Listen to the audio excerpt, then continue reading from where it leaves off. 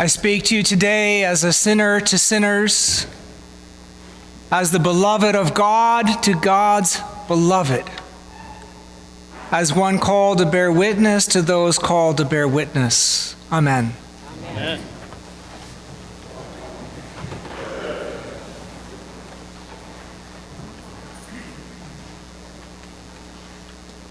I think in every life there is a moment in which we realize kind of that there's something about ourselves that we cannot entirely eliminate. It's something that we just have to accept as part of being the person that God has created us to be.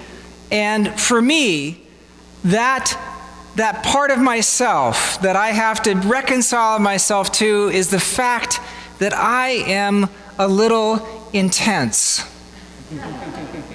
And I mean intense not just by comparison to other clergy. Clergy tend to be kind of, calm.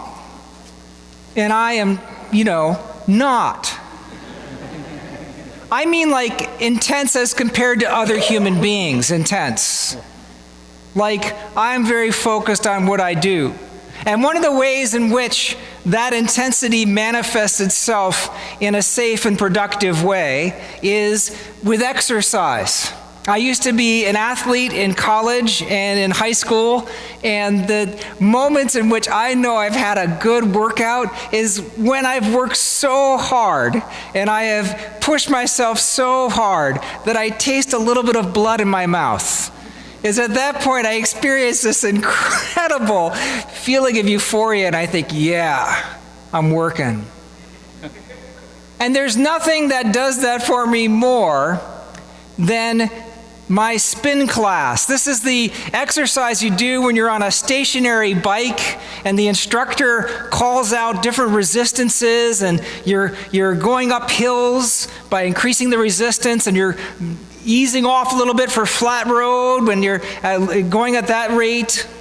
I love doing spin class. I love the intensity of it. I love the intervals of it. It's one of the great things that I do. And I started doing spin way back when, before you could do spin over the internet. I did it in a gym in New York City.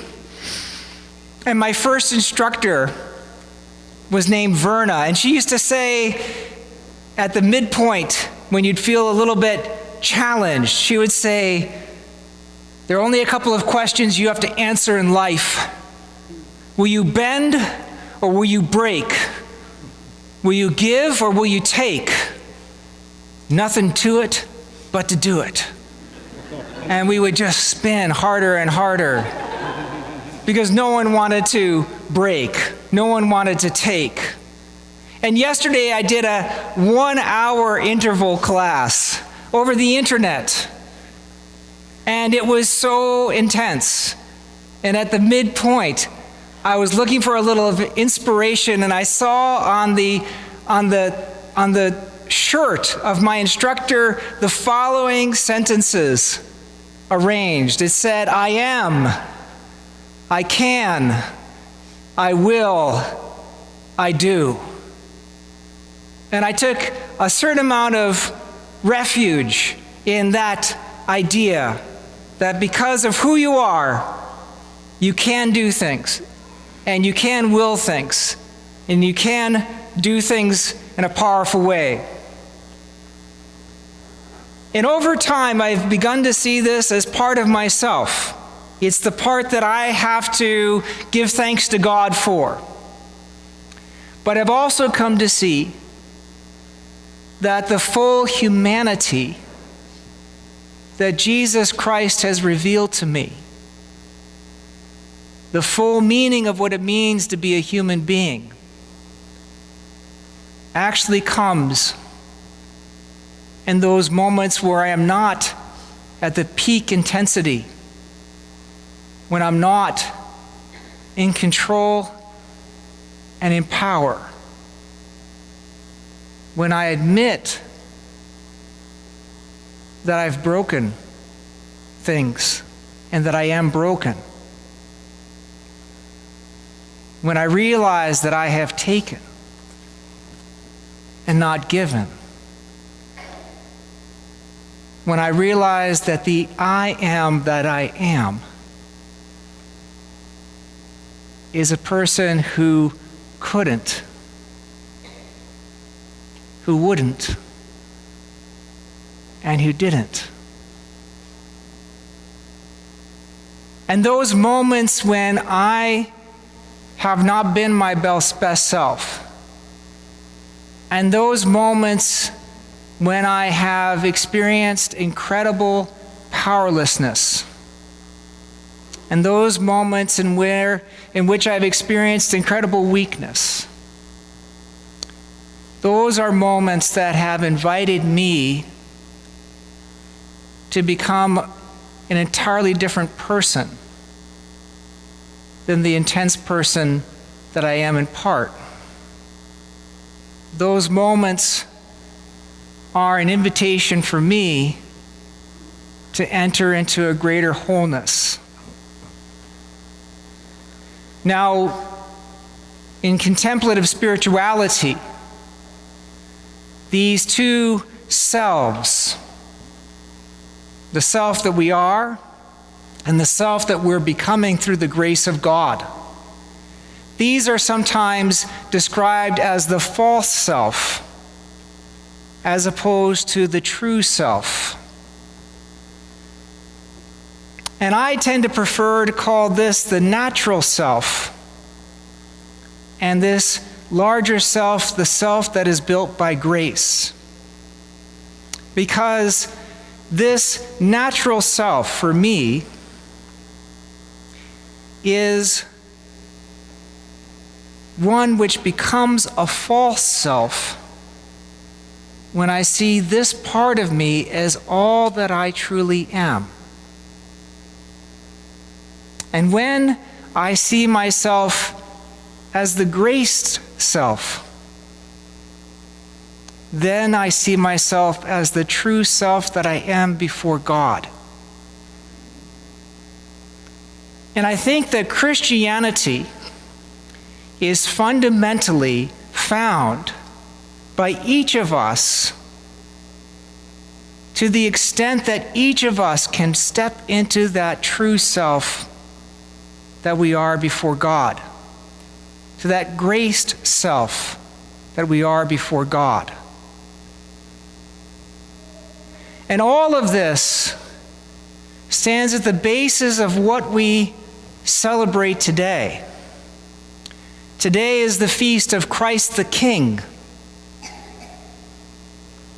And every time you establish a king, every time you establish a monarch, you identify as well what is that monarch's territory. What are the things that that monarch lifts up and values? What are the rules and laws of that kingdom? So that when we say that Jesus Christ is King, we're not just speaking about a political office.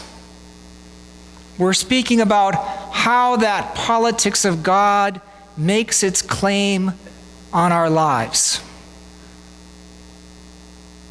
Pope Pius XI originated Christ the King Sunday in 1925. And he did it when the Italian dictator Mussolini established himself as king. And Mussolini said that to be truly a citizen of Rome was to follow the kind of idealized sense of self that he was. Strong, unified, proud, and self-sufficient. And Pius XI in 1925 said, "No, you are not a king. The only king we serve is Jesus." Now, 1925 was a long time before the great ecumenical movement started in 1963 with Vatican II. The Roman Catholic Church did not carry on ecumenical relations of a profound sort during that time period. And yet, when Pius XI established Christ the King Sunday, many other Christian denominations stepped forward and agreed that in the midst of a time of political chaos that only was to get worse, that they should come together and claim Jesus Christ as King. In our readings for today, you see two themes that are identified for how we understand kingship from a Christian perspective. These themes can be found in many other belief systems in antiquity, but they become incredibly important in Christianity because they identify the way in which Jesus, as King, claims our whole selves. And the first is found in our reading from Ezekiel. Ezekiel comes to this passage. We come to this passage in Ezekiel after having learned that the nation of Israel had finally fallen and been destroyed. And so it comes as a kind of desire, a kind of prayer that God would be reestablished as king. And the image that is given is that God's kingship would be like that between a sheep and his shepherd. That pastoral image, the care of a sheep for his shepherds, becomes key in Christianity, in part because Jesus calls himself the Good Shepherd in John.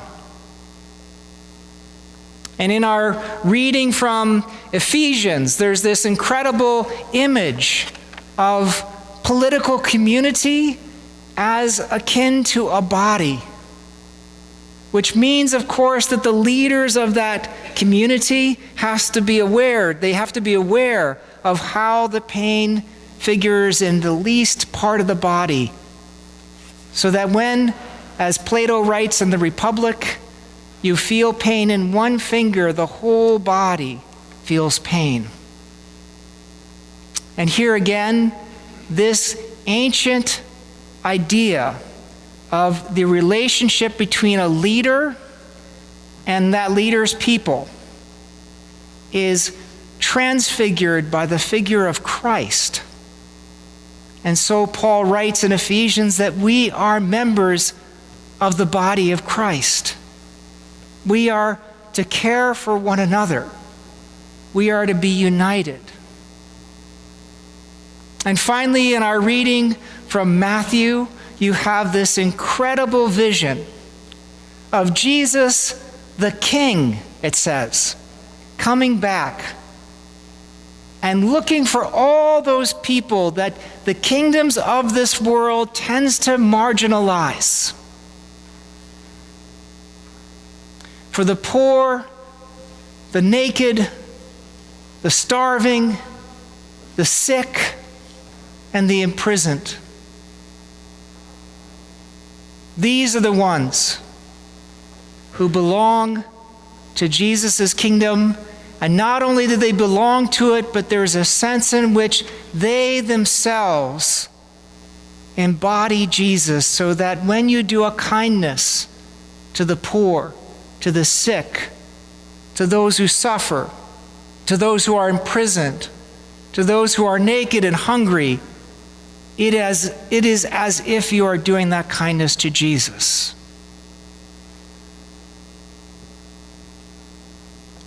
So Jesus is inviting us on Christ the King Sunday to develop the kind of values and attitudes and perspectives that go with being the full self that God has called us to be. The one that recognizes our limitations and our sinfulness. The ways in which we have taken too much refuge in our own power and not trusted God.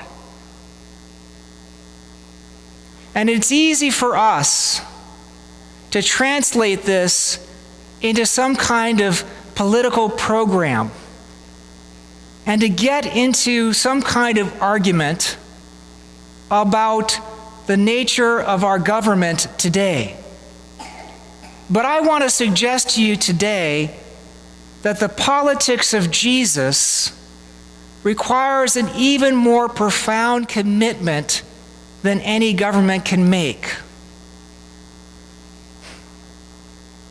Because you see, in order for us to be in relationship in our society with the poor, the naked, the captive, and the sick, means for us to even be in relationship with them requires that we have to acknowledge our own spiritual poverty, our own spiritual nakedness, our own spiritual sickness, our own spiritual captivity. We need to move, in other words, from that natural self, that false self that all of us build, to the graced self and true self that God is calling us to be. 2 weeks ago, I was invited to go to the beatification of Solanus Casey. He's the Capuchin monk who spent about 20 years in Detroit, and he was responsible for starting the Capuchin Soup Kitchen in 1929 in Detroit.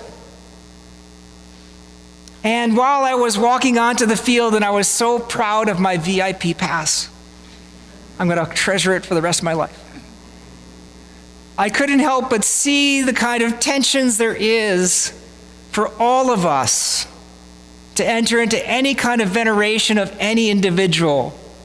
We tend to make kings in the wrong way in our world. And so as I walk onto Ford Field, I realized that I'm kind of in an athletic contest of sorts. And I looked up and I saw this beautiful picture of Solanus, but it was right underneath a Pepsi sign. And then all of these different orders of Catholics were kind of on the field. And I thought to myself at the moment, it happened. It was like a voice came into my head and here, ladies and gentlemen, are your Detroit Franciscans. And they were out there loosening up.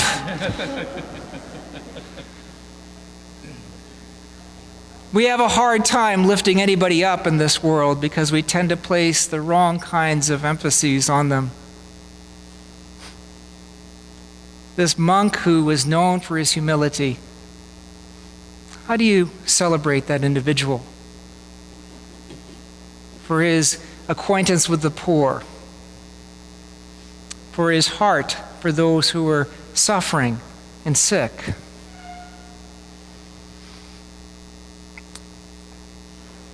I saw this amazing moment in the sermon where I was transformed. I didn't expect it to happen. As I was listening to Cardinal Amato, who is the prefect for the Congregation of the Causes of Saints, he told a story that developed in their investigations. It was a moment in which Solanus, after having opened up the soup kitchen, was giving out the bread they had. And there were 200 people who hadn't gotten a meal yet. And they discovered that they ran out of bread. And Solanus went outside and he said to the crowd that was there that they should gather and pray the Our Father together. And as they were praying the Our Father together, a knock came at the back of the monastery, and there a baker appeared with a basket full of bread and with a truck full of baked goods. And Solanus told the people gathered there, they began to weep. And he said, "See, God provides. No one will suffer want if we put our trust in divine providence." And it struck me when I heard those words that of all the people in the world at that moment who knew the limitations of their lives, who did not need to be reminded that everything happens for a reason, were those people gathered around him because they had lost everything. And yet, somehow Solanus knew that they were precisely the people who needed to know that God was caring for them and that they could trust God. And I suddenly became aware that the question that God was asking of me was not what I would say to someone in that circumstance, but rather how could I become the person who could make those words true for the ones who needed to hear it. And I think that Solanus's key to living a saintly life is he related to everyone he met through his own spiritual poverty, his own spiritual hunger, his own spiritual nakedness, through his own spiritual disease, through his own spiritual captivity. And seeing those things as an opportunity to surrender, he was able to speak words of grace. May you hear those words of grace today. May you speak those words of grace to those who need the promises of God in their lives. And may we venerate Jesus Christ as King of Kings and Lord of Lords. Amen. Amen.